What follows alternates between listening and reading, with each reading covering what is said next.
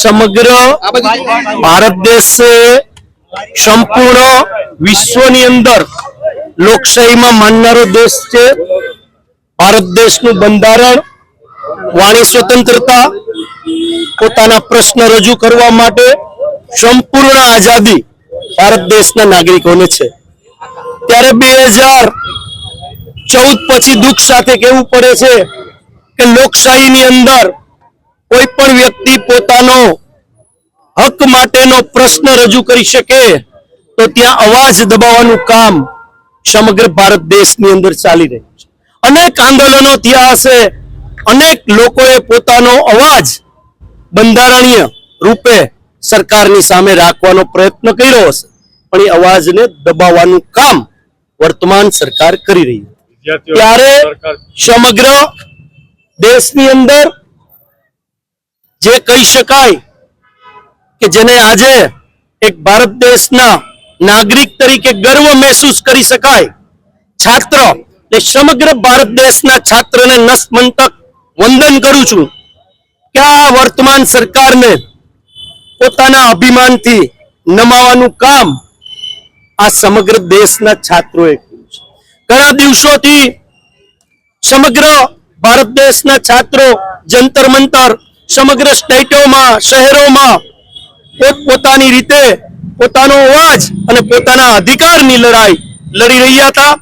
ત્યારે સમગ્ર વિરોધ પક્ષના નેતા માન્ય રાહુલ ગાંધીજી પણ છાત્ર ગુંજ તરીકેનો સમગ્ર દેશની અંદર વિદ્યાર્થીઓના પ્રશ્નને વાચા આપવા માટે વિદ્યાર્થીઓ પાસે જઈ અને પોતાના પ્રશ્ન કઈ રીતના છે, એનું નિરાકરણ કઈ રીતના આવી શકે એના માટેનું સમગ્ર ભારત વર્ષની અંદર છાત્ર ગુંજ તરીકેનો એક કાર્યક્રમ લોન્ચ કરવામાં આવેલો.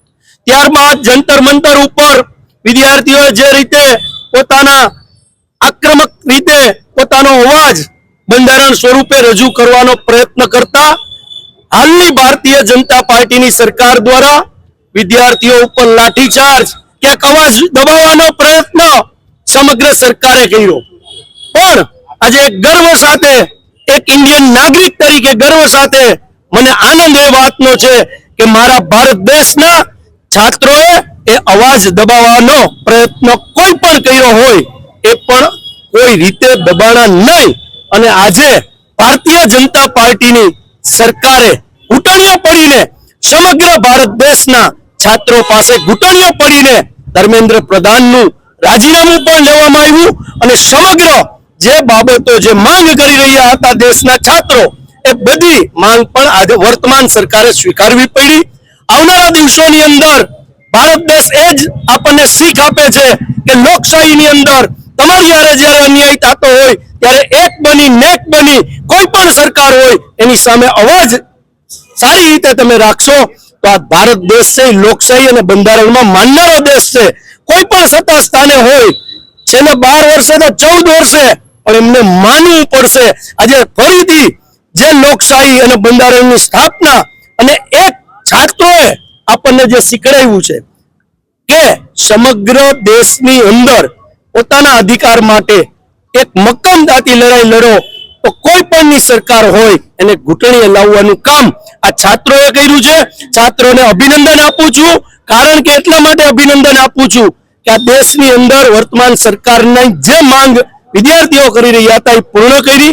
સાથે સાથે આજે રાજકોટ શહેર કોંગ્રેસ દ્વારા પગપાળા ચાલીને જે 21 બાળકોએ પોતાનો જીવ ગુમાવ્યો છે એને શ્રદ્ધાંજલિ પણ આપશું અને ક્યાંક છાત્રોએ જે જીત મેળવી છે એના માટે પણ આજે સરદાર પટેલ સાહેબને ત્યાં નમન કરશું અને આવનારા દેશમાં આવા બનાવ ન બને એના માટે સરકાર અગાઉથી શિક્ષણ નીતિમાં જે કંઈ ફેરફાર કરવાના છે કે નવી શિક્ષણ પોલિસી જે લઈ આવ્યા છે એની અંદર પણ હજી ફેરફાર કરવા પડશે, જેથી કરીને આપણા દેશનું યુવાધન ખોટા રસ્તે ક્યાંય નાસીપાસ ન થાય એના માટેની પણ લડાઈ લડશું.